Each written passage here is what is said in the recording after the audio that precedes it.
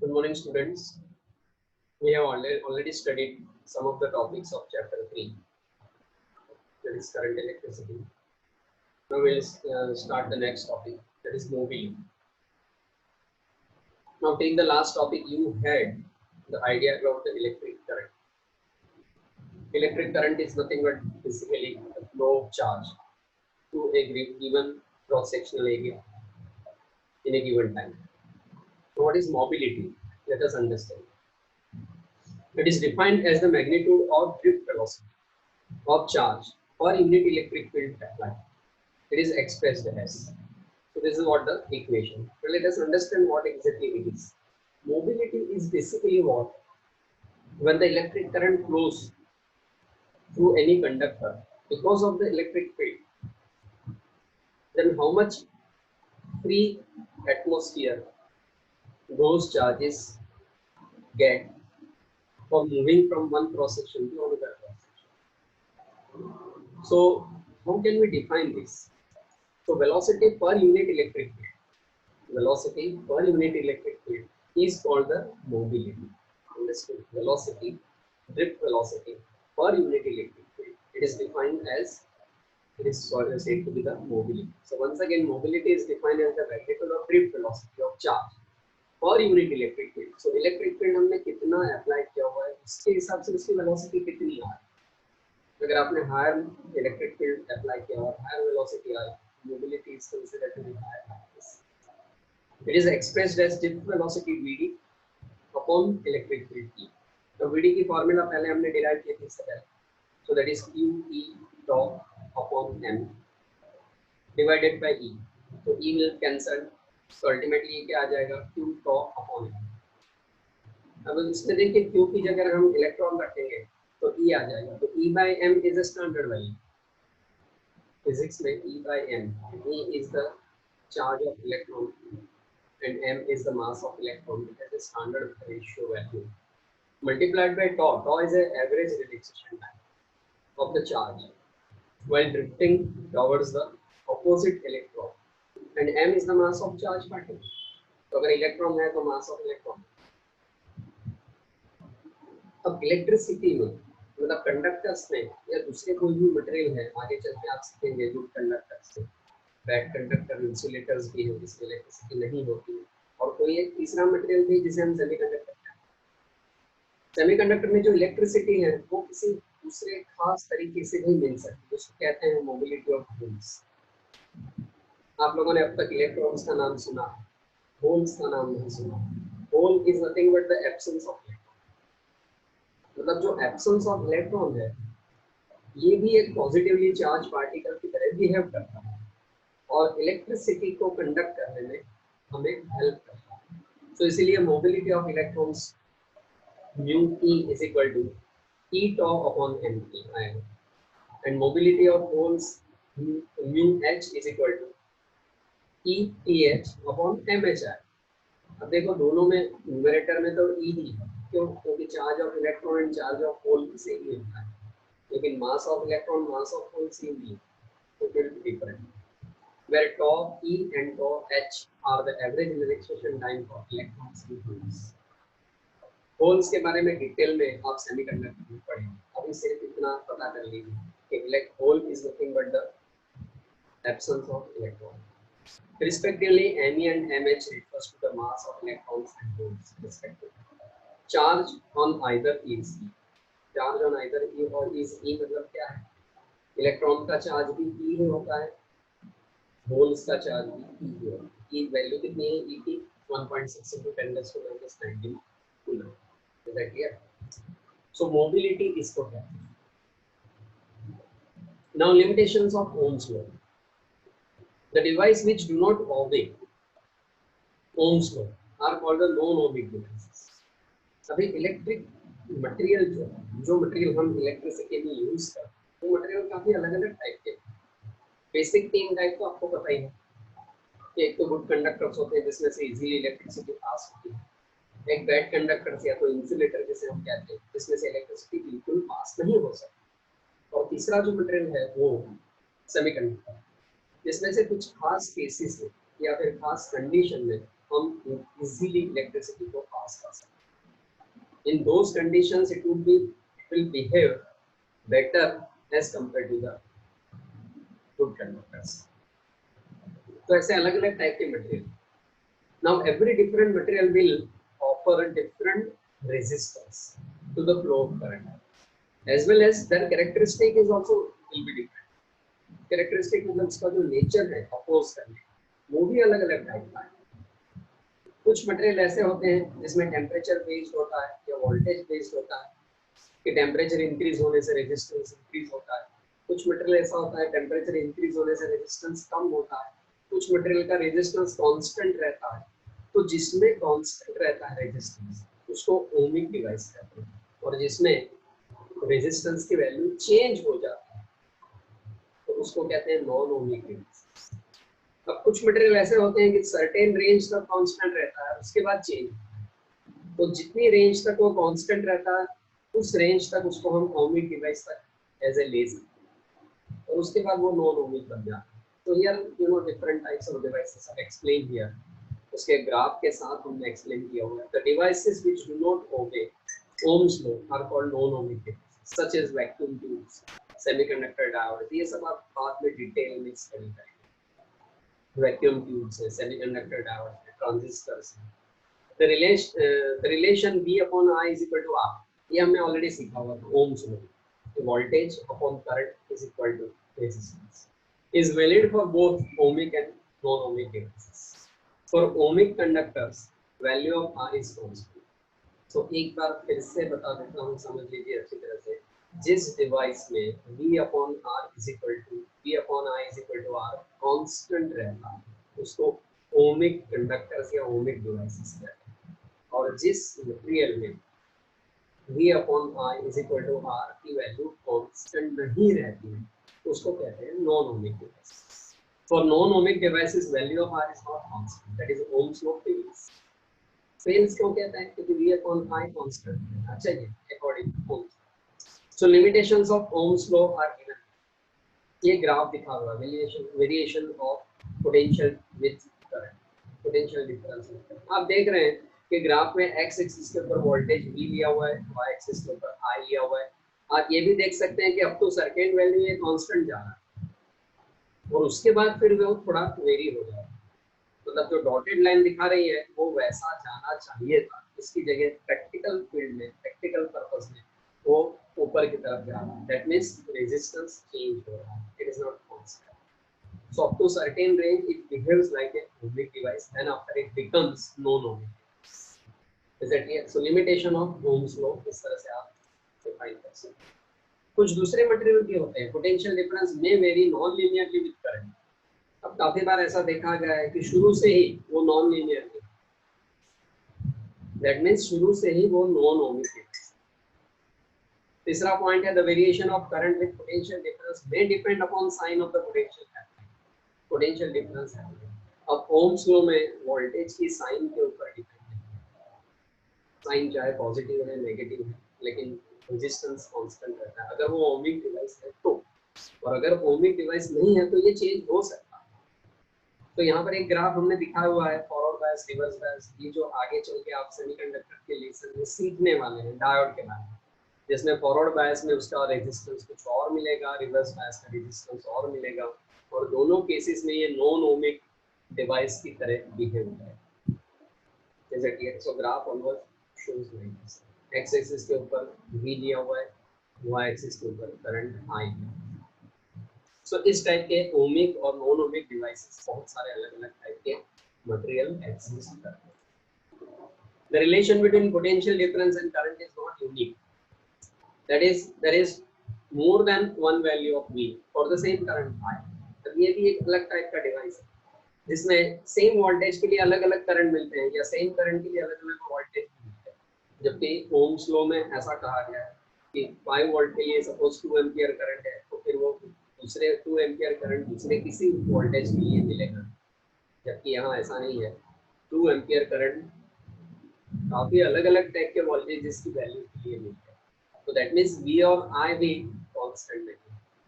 So there is more than one value of V for the same current. So this is called non-linear region. फिर negative resistance भी आता है। Negative resistance का मतलब क्या होता है? V upon I is equal to R की फॉर्मूला हमें ये बताती है कि as the potential increases, current also increase. As the potential decreases, current also decrease. तो इसको कहते हैं पॉजिटिव रिलेशन और पॉजिटिव रेजिस्टेंस। लेकिन अगर वोल्टेज इंक्रीज होने के साथ साथ करंट डिक्रीज होता है, then it is said to be the negative resistance. तो यहाँ पर आप ग्राफ में देख सकते हैं कि नेगेटिव रेजिस्टेंस रीजन भी है, पॉजिटिव रेजिस्टेंस रीजन भी है। Graph of current versus potential difference और GaAs लिखा हुआ है, गैलियम आर्सेनाइड। ये एक ऐसा मटेरियल है जो सेमीकंडक्टर में यूज होता है, आगे चल के आप डिटेल में सीखेंगे। अभी सिर्फ ये पता कर लीजिए कि ये जो मटेरियल है वो ऐसे बिहेव करता है जिसमें पॉजिटिव रेजिस्टेंस भी मिलता है और नेगेटिव रेजिस्टेंस भी मिलता है in certain ranges. Now resistivity of various material. Resistivity मतलब क्या है? जैसे रेजिस्टेंस आपने सीख लिया, रेजिस्टेंस मतलब क्या है कि कोई भी मटेरियल के अंदर से जब हम इलेक्ट्रिक करंट पास करते हैं तो अल्टीमेटली तो इलेक्ट्रॉन्स फ्लो होते हैं। तो जब इलेक्ट्रिक करंट पास करते हैं तो उसका जो मटेरियल है वो उस करंट को अपोज करता है। So it will not allow the electrons to pass through easily. That opposes offered by the material is called the resistance. Now this resistance depends on certain factors. Which are those factors? That is, it depends on length of the material. It depends on dimension of the material.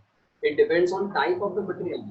Material कौन से type का है, मतलब ये कौन से materials का बना हुआ है, जैसे कॉपर है, एल्यूमिनियम है, राइट, देन सिल्वर है, गोल्ड है, ऐसे अलग अलग टाइप। सो अभी हम एक नई क्वांटिटी को डिफाइन करने वाले हैं जिसको कहते हैं रेजिस्टिविटी। रेजिस्टिविटी स्पेसिफिक रेजिस्टेंस और resistivity of the material of a conductor is defined as. तो इसकी डेफिनेशन क्या है?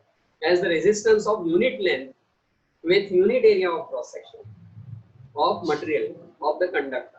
It is also defined as the resistance of unit cube of material of a given conductor. The unit of resistivity is ohm into meter. That is ohm into meter. Its dimensional formula is this. अब ये होता कैसे है? तो R proportional to L है। मतलब क्या हुआ? लेंथ को इंक्रीज करेंगे, लेंथ डबल हो जाएगा तो रेजिस्टेंस भी double. So resistance of a material is directly proportional to length, and resistance of the material is inversely proportional to cross sectional area. अगर हम उसको इक्वेट कर देंगे तो R is equal to rho L upon A हो जाएगा, जिसमें rho constant of proportionality है और इसी rho को हम रेजिस्टिविटी कहते हैं। अब रेजिस्टिविटी को अगर एक साइड पे लेके आएंगे तो फॉर्मूला क्या हो जाएगी? R into A upon A। अब R का यूनिट क्या हो गया? ओम। A का यूनिट क्या हो गया? Metre square. और नीचे L का यूनिट क्या हो गया? मीटर। तो मीटर स्क्वायर में से एक मीटर कैंसिल हो गया, तो अल्टीमेटली यूनिट क्या हो गया? Ohm into metre. Substituting the value of R is equal to ml, ये आगे हमने इक्वेशन ऑलरेडी डिराइव किया हुआ है, n e square a into tau. So rho is equal to ml n e square a into tau into l a upon R की value हम यहाँ पर रख देंगे तो m upon n e square tau मिल जाएगा रेजिस्टिविटी को मानते हैं। तो ये रेजिस्टिविटी के अलग अलग टाइप के फॉर्मूला है, अलग अलग केसेस में आप यूज कर सकते हैं। So basically is nothing but resistivity is what? The resistance of a material of unit length and unit cross section. So resistance of a material with unit length and unit cross section, उसको हम क्या कहते हैं? Resistivity. अब resistance का reciprocal ले लीजिए तो कंडक्टेंस होता है। सिमिलरली रेजिस्टिविटी का रेसिप्रोकल ले लेंगे तो कंडक्टिविटी होता है। अब ये दोनों रेसिप्रोकल है एक दूसरे के, इसका मतलब आप ये तो समझ सकते हैं कि जिस मटेरियल का रेजिस्टेंस ज्यादा उसका कंडक्टेंस कम, जिस मटेरियल की रेजिस्टिविटी ज्यादा उसकी कंडक्टिविटी कम। So if less is the resistivity, higher is the conductivity, right, like this. तो इस तरह से ये आता है, रेजिस्टिविटी और कंडक्टिविटी एक दूसरे के reciprocal. Now temperature dependence of resistive. अब जैसे आगे हमने एक इक्वेशन डिराइव किया था, R is equal to R01 plus alpha into delta T। ये इक्वेशन हमें ये बताता है कि resistance of a material depends on it's temperature. Resistance of a material depends on it's temperature. तो टेंपरेचर इंक्रीज होता है तो रेजिस्टेंस इंक्रीज होता है। सिमिलरली रेजिस्टिविटी भी इंक्रीज हो सकता है। तो अभी इसका एक equation that is rho is equal to rho 01 plus alpha into T minus T0, मतलब delta T। T minus T zero मतलब चेंज इन टेम्परेचर, कि पहले कितना था बाद में कितना, change in temperature. Raw zero मतलब इनिशियल रेजिस्टिविटी कितनी थी, और रॉ मतलब फाइनल रेजिस्टिविटी कितनी होगी, ये सब यहाँ पर लिखा हुआ है, आप इजीली पढ़ सकते हैं। So resistivity of a metal conductor is given by this formula. तो ये देख लीजिए फिर से, ये सारे इक्वेशंस जो है सिर्फ और सिर्फ मेटल्स के लिए, मतलब गुड कंडक्टर्स के लिए। तो अल्फा की वैल्यू आप इजीली डिराइव कर सकते हैं। Thus, the temperature coefficient of electrical resistivity is also defined as the fractional change in electrical resistivity d rho by rho zero. D rho by rho zero. So, rate of change of resistivity per unit resistivity per unit change in temperature. Here d rho by dt भी लिख सकते हैं. For metals, the value of alpha is positive. देखिए, metals के लिए alpha की value positive. Metals के लिए alpha की value positive. Therefore, resistivity of metal increases with increasing temperature. आप ग्राफ देख लीजिए, उसमें x एक्सिस के ऊपर टेम्परेचर लिया हुआ है, y एक्सिस के ऊपर रॉ मतलब रेजिस्टिविटी लिया हुआ है। As the temperature increases the resistivity, वैसे ये सर्टेन रीजन तक है, उसके बाद फिर वो वेरी होने लगता है। तो resistivity of a function of temperature of metal. अब ये देख लीजिए, मैंने बताया था आपको अलग अलग टाइप के मटेरियल होता है। गुड कंडक्टर्स होते हैं, बैड कंडक्टर्स भी होते हैं, सेमीकंडक्टर्स भी होते हैं। तो अलग अलग टाइप के जो मटेरियल है, एलॉयज होते हैं, राइट। हम लोग काफी बार ये जो वायर्स वगैरह बनाते हैं इलेक्ट्रिक के अंदर, आपके अपने घर के अंदर जो हम यूज करते हैं, वो किसी सिंगल मटेरियल से नहीं होता, वो एलॉइंग होता है, मतलब दो चार अलग अलग मटेरियल को मिक्स करके बनाया जाता है। उससे क्या होता है, उसकी रेजिस्टिविटी में काफी फर्क पड़ जाता है, प्लस वो इकोनॉमिकली सस्ता भी होता है। और सेमीकंडक्टर आप देख लीजिए, पूरा ग्राफ रिवर्स में जा रहा है, नेगेटिव जा रहा है। So for semiconductor the resistivity decreases with increase in temperature. ये बहुत ही इम्पोर्टेंट है समझने के लिए कि जैसे जैसे टेम्परेचर इंक्रीज होता है, सेमीकंडक्टर एक ऐसा मटेरियल जिसमें रेजिस्टिविटी डिक्रीज होती है, तो ये नेगेटिव हो गया। एलॉयज में देखिए इंक्रीज हो रहा है, और resistivity is very large but has a big dependence on temperature. Electric fuse is made up of alloy. अब देखिए आपके घर में जो इलेक्ट्रिक फ्यूज होता है, वैसे बहुत पहले तो ये मैनुअल टाइप का हुआ करता था, आजकल तो इलेक्ट्रिक टाइप का फ्यूज होता है जिसको वो ट्रिक हो जाता है। बहुत पहले ये ट्रिक नहीं हो पाता, इसको हमें फिर से उसको बांधना पड़ता है। तो electric fuse is made up of an alloy of zinc, copper, silver and aluminum. This is because alloy has a low resistivity. This because causes the wire to melt. If current more than the same current flows through the circuit, तो particular value से अगर ज्यादा current होने लगता है तो melt हो जाएगा। नाउ यू नो मार्केट में जो रेजिस्टेंस मिलते हैं वो बहुत ही छोटे साइज के, बहुत ही छोटे साइज के। अब इतने छोटे साइज के ऊपर उस रेजिस्टेंस की वैल्यू लिखना बहुत डिफिकल्ट है।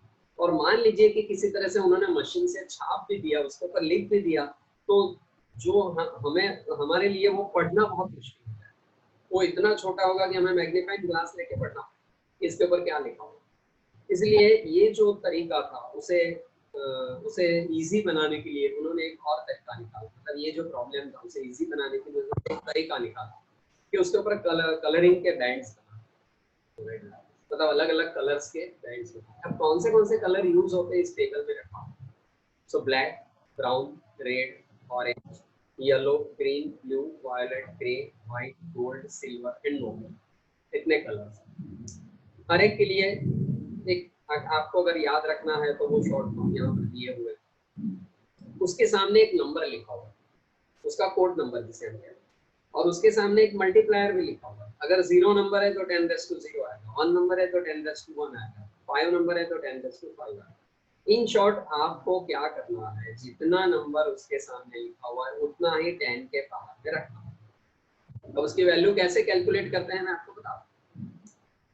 Let us read. The value of resistance used in electrical and electronic circuits vary over a wide range.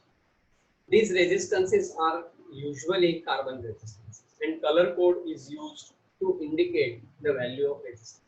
अब कोई भी रेजिस्टेंस आप ले लीजिए तो उसके ऊपर 4 अलग अलग कलर के आपको बैंड मिलेंगे, मतलब 4 बैंड मिलेंगे। तो कलर तो सेम भी हो सकते हैं, अलग भी हो सकते हैं, कोई भी कलर हो सकते हैं। कौन से कलर है उसके ऊपर से उसकी वैल्यू डिसाइड होगी। 4 बैंड मिलेंगे, उसमें से 3 बैंड किसी एक साइड पे होंगे और चौथा बैंड थोड़ा सा स्पेस रख के फिर बनाया होगा। This value ranges from kilo ohm to mega ohm. Their percentage accuracy is indicated by colour code printed on them. Carbon resistors are compact, inexpensive and are used in electronic circuits. तो ये इसका पूरा table दिया हुआ है, आप ध्यान से देख लीजिए, फिर मैं आपको बताता हूँ कि ये कैसे यूज होता है, किस तरह से यूज होता है। दूसरा, इस टेबल में आप ध्यान से देखेंगे तो गोल्ड के सामने कोई नंबर नहीं लिखा हुआ और उसके सामने 10⁻⁻1 है। मतलब जिसमें नंबर नहीं लिखा हुआ है वो 10⁻⁻1, सिल्वर के लिए 10⁻², और उसके यहाँ जो टॉलरेंस है वो 5%, 10%, 20%। तो ये भी याद कर लीजिए। अब ये कैसे बनाते हैं वो मैं आपको बताऊंगा। The colors of first two bands A and B correspond to the figures। तो देख लीजिए एक फिगर यहाँ पर दिखाई हुई है जिसमें A, B, C 3 बैंड एक साइड पे बने हुए हैं, फिर थोड़ा सा स्पेस देके और एक चौथा बैंड D बनाया, उसे कार्बन रेजिस्टर क्या है। तो कलर्स आपको क्या करना है, किसी भी एक एंड से उसको गिनती शुरुआत करनी है। तो A से गिनती शुरू करते हैं, तो A और B के आपको वैल्यू रख देनी है, डायरेक्ट वैल्यू ही रख देनी है, वो किसी टेबल में से देख लो। और C के लिए आपको क्या करना है, A और B रखने के बाद C का जितना कोड है उतने जीरोस इसके ऊपर लगाना है, राइट लाइक दिस। इसका एग्जांपल देखते हैं। Consider a carbon resistance of band A and B of black and red color having figures 0 and 1, and the third band C of green color having multiplier 10⁵. So resistance of the value कैसे आएगा, देखो पहला black colour, तो black का code कौन सा है 0। दूसरा कलर कौन सा है रेड, तो रेड का कोड कौन सा है 2, मतलब 0 2 हो गया। फिर मल्टीप्लाई करके आपको 10 तो लिखना ही है और उसके ऊपर पावर कितना लिखना है। तीसरा कलर कौन सा है सी वाला ग्रीन, तो ग्रीन का नंबर क्या है 5, इसका मतलब है 10⁵. अब फोर्थ जो बैंड है उसका यूज क्या है, तो टेबल में देख लीजिए फोर्थ बैंड कौन सा कलर का दिया हुआ है।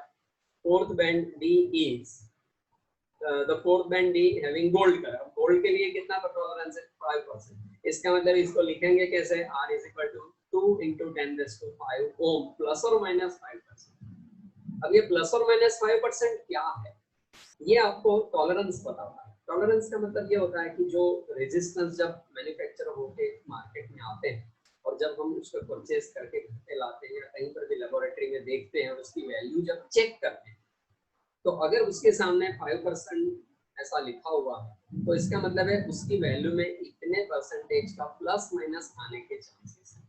मतलब ये 100% एक्यूरेट नहीं मिलेगा, थोड़ी सी इनएक्यूरेसी उसमें होगी, लेकिन कितनी होगी 5%। अगर उसमें 10% लिखा होगा तो 10% जितनी एक्यूरेसी हो सकती है, और अगर 20% है तो 20% जितनी एक्यूरेसी होने के चांसेस है, ऐसा वो कंपनी वाले कह रहे हैं। So as I told you, conductance, it is defined as the reciprocal of resistance of a conductor. Resistance of a conductor, it is expressed as G is equal to 1/R। मैंने आपको बताया था conductors मतलब क्या है, resistance का opposite या reciprocal, right. Similarly conductivity क्या है, रेजिस्टिविटी का reciprocal. So it is defined as the reciprocal of resistance, so G is equal to 1/R। Naturally इसका यूनिट क्या होगा, उसका यूनिट ओम था तो इसका यूनिट ओम इनवर्स या फिर मोह इसे कहते हैं, या फिर साइमन भी कहते हैं, राइट। ये साइमन साइंटिस्ट का नाम है और इसी के नाम से बहुत पहले इंग्लैंड में एक कंपनी बनी थी जिसका नाम था सीमेंस, और आज भी वो अपने इंडिया में भी इसकी बहुत सारी ब्रांचेस है। The dimensional formula of conductance is given. Conductivity जैसे resistivity का reciprocal, it is defined as the reciprocal of resistivity of a conductor। It is expressed as rho is equal to sigma is equal to 1/ρ। ऐसा unit उसका क्या था ओम into metre, तो इसको 1 कर दीजिए, ओम इनवर्स मीटर इनवर्स, सो Simon पर metre. Now relation between J, sigma and E, microscopic form of Ohm's law. Since the relation between current flowing through the conductor and drift velocity of electron is given by I is equal to NaEVd, ये हमने already formula, ये काफी easy derivation है। आप I को एक side पर लेने दीजिए, Vd की फॉर्मूला इससे पहले के स्लाइड में हमने डिराइव करके रखी थी, वो यहाँ पर हम रख सकते हैं।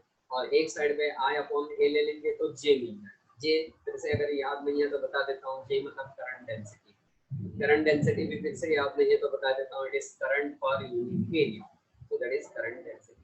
सो अल्टीमेटली हमें क्या मिल जाएगा, J is equal to 1 upon rho into P। अब डेरिवेशन देख लीजिए, बहुत इजी है, मैथमेटिकल इक्वेशन ही है, तो आपको कोई ज़्यादा उसमें समझ में नहीं आए ऐसा कुछ है नहीं, it's mathematics. So finally J is equal to sigma into, it is a microscopic form of sigma into E. Now classification of matter materials in terms of conductivity. On the basis of conductivity, the materials can be classified into following categories. मैंने आपको बताया था अभी कि insulators भी हैं, conductors भी हैं एंड सेमीकंडक्टर्स भी हैं।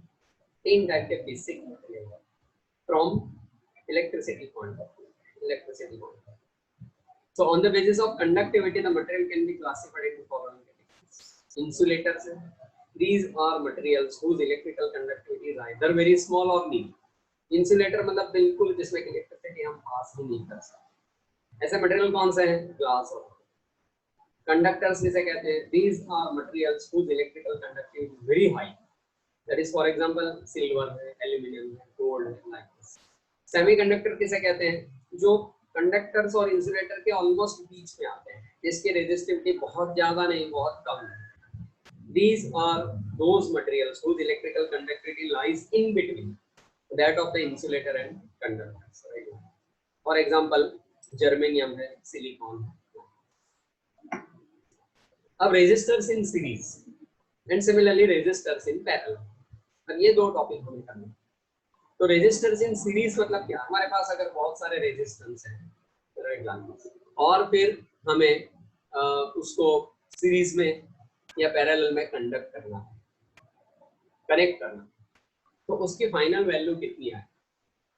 तो यहाँ पर तीन रेजिस्टेंस R1, R2, R3 दिया हुआ है। अगर तीनों को कॉन्सेक्यूटिवली कनेक्ट कर देंगे तो इसको कहते हैं resistors in series. So resistors are said to be connected in series if the same current flows through each resistor, then when different potential difference is applied across the combination. In this combination, the resistors are connected end to end.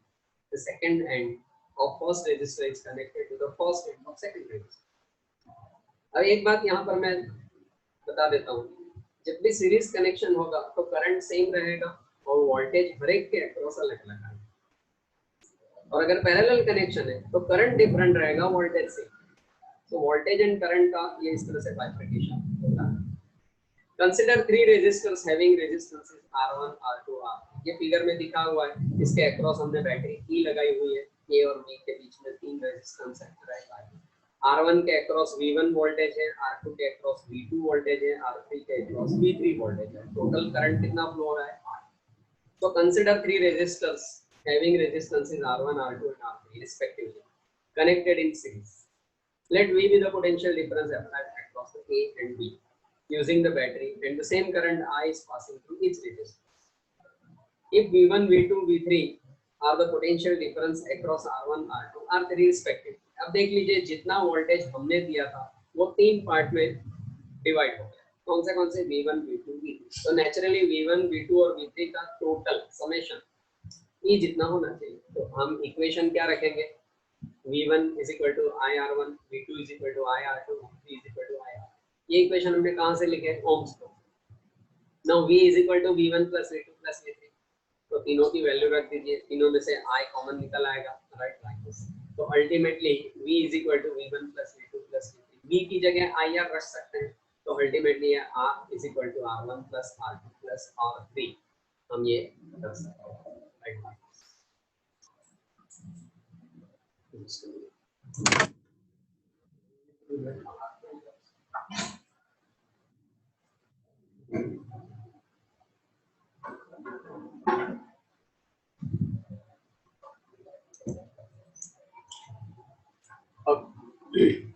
R1 plus R2 plus R3 and so on. So in general, in series, the resistances are connected. Total resistance will be sum of all resistors. Now similarly, resistance is in parallel.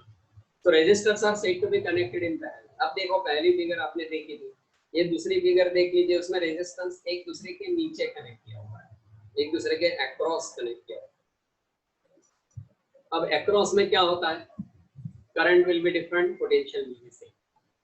आप जानते हैं हमारे घर में, आपके घर में भी, सबके घर में जो इलेक्ट्रिकल डिवाइसेस कनेक्टेड हैं, जैसे ट्यूब लाइट्स हैं, फैंस हैं, राइट, या फिर एसी है, जितने भी डिवाइस है वो सारे एक दूसरे के पैरेलल में होते हैं। ये अच्छी तरह से याद रखिए, जनरल नॉलेज।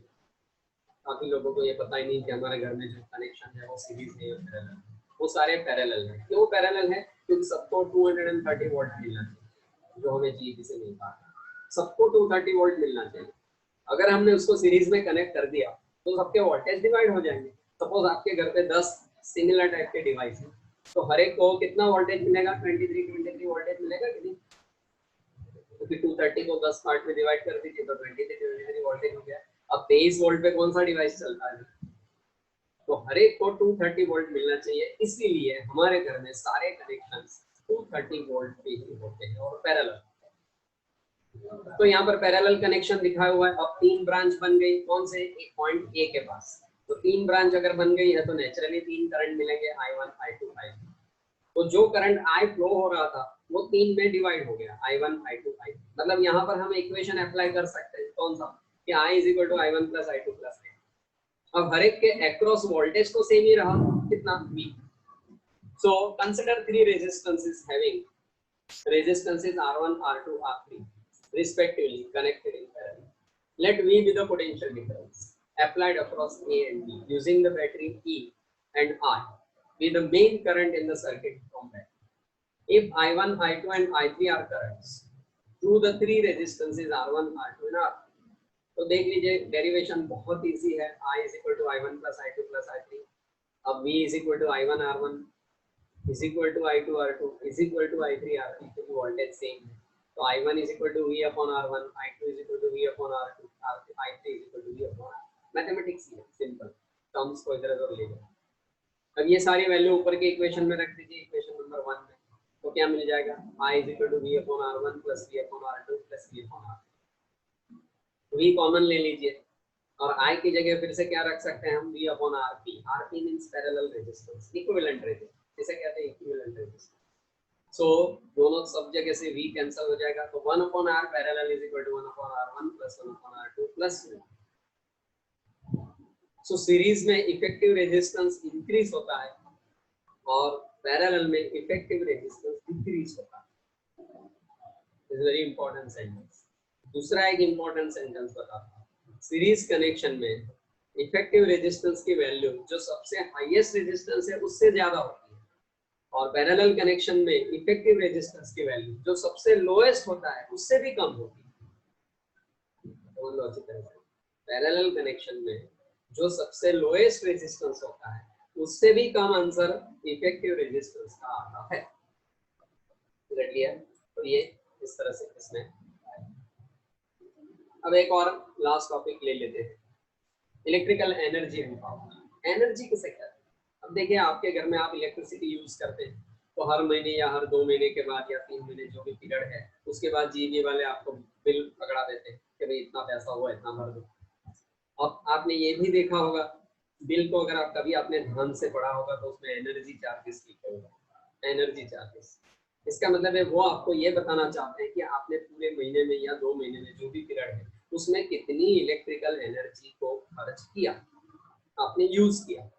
अब ये उनको कहाँ से समझ में आता है? वो हमारे घर के बाहर तो बैठे नहीं रहते, तो हमारे घर के बाहर जहाँ पर जीबी ने कनेक्शन दिया होगा वहां पर आपने देखा होगा एक मीटर रखा होगा। वो मीटर की, उस मीटर के अंदर एक रोटर है जो हमेशा घूमता रहता है। मतलब अगर पुराना इलेक्ट्रिक टाइप का मीटर होगा तो रोटर होगा। अभी आजकल तो इलेक्ट्रॉनिक मीटर आ गए हैं जिसमें कोई रोटर नहीं होता है, डिजिट्स होते हैं, तो वो डायरेक्टली आपको रीड कर सकते हैं। तो आप जितना करंट यूज करेंगे, इलेक्ट्रिक करंट यूज करेंगे, उतना वो मीटर घूमता रहेगा और फिर उसके डिजिट चेंज होते रहेंगे। तो वो इनिशियल और फाइनल रीडिंग ले लेते हैं, दोनों का डिफरेंस देके आपको बिल पकड़ा देते हैं कि कितने पैसे हो। This is what called the electrical energy consumed by us. अब ये इलेक्ट्रिकल एनर्जी की गिनती होती कैसे? तो देख लीजिए कि उन्होंने हमें 230 वोल्ट तो दे ही दिया। अब करंट आप कितना यूज करेंगे तो उस वोल्टेज को करंट से मल्टीप्लाई करें। It is defined as the total work done W by the source of EMF V in maintaining the electric current I in the given circuit for a specified time T। उसमें time T दिया है। जैसे आपने कोई electric bulb है, आपकी tubelight है या फैन है, आपने 4 घंटे के लिए यूज किया, दूसरे किसी ने 10 घंटे के लिए यूज किया, तो उसका बिल ज्यादा आएगा, हमारा कम आएगा, क्योंकि वो टाइम के ऊपर depend. So according to Ohm's law V is equal to I into R, total charge that crosses the resistor is given by Q is equal to I into T. So E is equal to W is equal to V into Q होता है। Q की जगह I into T रख देंगे तो ये V I T होता है। इसका मतलब है voltage multiplied by current multiplied by time. अब काफी बार क्या होता है, वोल्टेज और करंट कांस्टेंट होते हैं, या तो फिर एटलीस्ट वोल्टेज कांस्टेंट होता है, करंट अलग अलग डिवाइसेस पे डिपेंड होता है।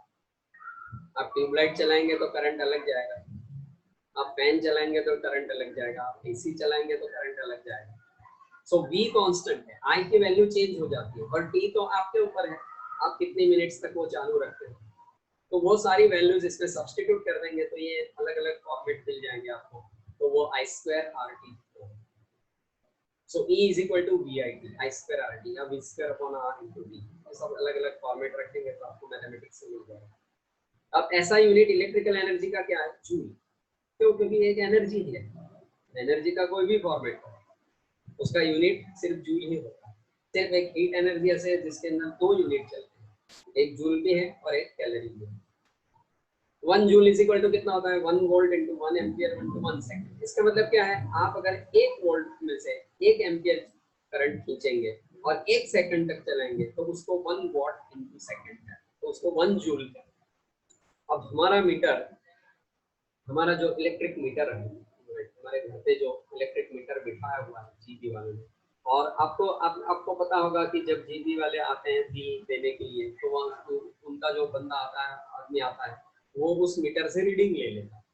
पिछला रीडिंग ऑलरेडी लिया हुआ है, अभी का रीडिंग ले लिया, तो दोनों का डिफरेंस देके वो आपको बिल पकड़ा देगा। To measure the electrical energy consumed commercial, the unit of energy that is the joule is not sufficient. So to express electrical energy consumed commercially, a specific unit is called kilowatt hour। इसको क्या कहते हैं, kilowatt into our. Kilowatt मतलब power आ गया, our मतलब time आ गया। is used in place of joule। अब उसको कहते हैं शॉर्ट में क्या कहते हैं, kWh, और 1 kWh को 1 यूनिट कहते हैं। अभी यूनिट का प्राइस अप्रोक्सीमेटली कुछ 10 रुपया 11 रुपया जैसा है, वो आपके बिल से पता चल जाएगा, ये वेरी भी करता है अलग अलग जगह अलग अलग।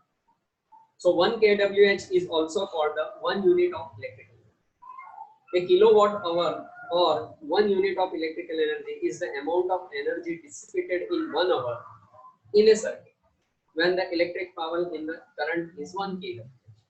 तो 1 kWh कितना हो जाएगा, किलो की जगह 10⁻³ रख देंगे, आवर की जगह 3600 सेकंड रख देंगे, तो कितना हो गया 3.6 × 10⁻⁶ जूल। तो इतना किलोवाट आवर एनर्जी आपको मिलती है। तो मतलब ये जो आपने सीखा कि हमें इस तरह से हमारे घर पे भी जो इलेक्ट्रिक का बिल आता है वो इसी फॉर्मूला से आता है। वो लोग क्या करते हैं, सिर्फ यूनिट गिनते हैं, वो यूनिट उनको कहाँ से पता चलता है, वो मीटर के ऊपर से, वो मीटर में एक एक काउंट जाता है, उनका कुछ कैलकुलेशन होगा कि इतने count is equal to 1 unit like this what it होगी, वो उनका मतलब है। तो वो उसे गिन के फिर उतने यूनिट का आपको बिल देंगे, उसमें फिर टैक्सेस वैक्सेस ऐड करके टोटल आपका बिल।